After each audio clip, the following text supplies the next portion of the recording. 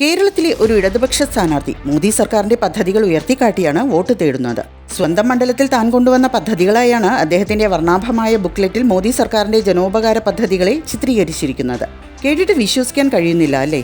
ഇടതുപക്ഷത്തിന്റെ മുന്നണി പോരാളി, വിപ്ലവ നക്ഷത്രം, കേരളത്തിന്റെ MP, ഒരേയൊരു കനൽത്തരി, ആലപ്പുഴ ലോക്സഭ ഇടത് സ്ഥാനാർത്ഥി AM ആരിഫാണ് മോദി സർക്കാരിന്റെ വികസന സംരംഭം അടിച്ചുമാറ്റി സ്വന്തം പേരിലാക്കി ഞെളിഞ്ഞു നടക്കുന്നത്. ആലപ്പുഴയിൽ ജനവിധി തേടുന്ന ഇദ്ദേഹത്തിന്റെ ശക്തയായ എതിരാളി BJP നേതാവ് ശോഭാ സുരേന്ദ്രനാണ്.